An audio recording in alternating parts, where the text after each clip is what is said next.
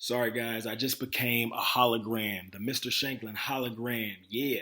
All right, let's talk about this test, man, that you guys have to take. This test is broken down into three parts. Okay. You're going to take each of these tests just to show your knowledge of active versus passive voice. This is the last thing you have to do. Okay. And then you can turn this right on in and you are done.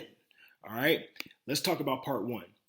Part one of the test has two columns. Okay, in the left column, there is a sentence either written in active voice or passive voice, either one.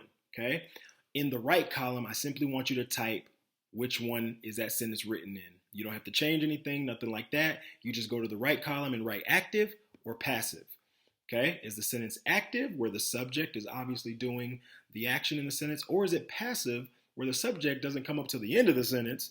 Okay, and it seems like the direct object is acting on the subject. Okay, you're going to write active or passive voice on part one.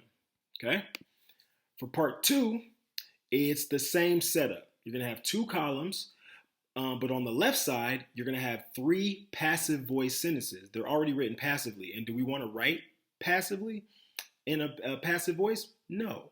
Okay, we want to write actively. We want to write an active voice. So you're going to change those passive voice sentences to active voice sentences on the right. Okay, you're going to bring the subject to the front, put the verb, and then the object at the end. Keep it short and sweet so you can take out any words that you need to. Okay, and then on the last one, all right, this is the fun one. Part three, active versus passive voice test part three. You are going to write one passive voice sentence and one active voice sentence, all right? The goal of this is to show that you know what they both look like. You know what a passive voice looks like, so you can avoid it, and you know what an active voice looks like, all right, so you're able to use it. You do have an example slide for you that I'll go over. The example slide has an image of a little girl on the left side, and then it has a broken pencil. Those two images represent how you're going to write your sentence. Okay, you're going to use the two images in your sentence, all right? So the left image on the left represents your subject of the sentence, okay? The image on the right represents your verb. It represents the action that the subject is doing, okay? So if I have a little girl and a broken pencil, what just happened? That little girl broke the pencil, right? The student broke the pencil.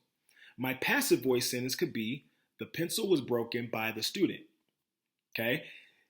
The pencil's not doing anything though, the student is, right? So my active voice sentence could be, the student broke the pencil. Short and sweet. Subject, verb, object. Boom. Okay? So you're going to write one passive voice sentence and one active voice for those images, all right, that represent those images. I'm going to go over the last three, all right, the images that you have. So your first one has an image of a grandmother and the other image has cookies going into an oven. All right, so the grandmother is your subject, and those cookies in the oven, what's happening in those images? Okay, you write the passive voice sentence for those images and the active voice sentence for those images with that subject and verb. Your next sentence that you'll have to write, next sentences, you have an image of a quarterback, one of the greatest quarterbacks ever, Tony Romo of the Dallas Cowboys. Okay, and then on the right, you have an image of Tony Romo throwing a football. You need to write a passive voice sentence, all right, and an active voice sentence for those two images, all right? Putting those two images into one sentence.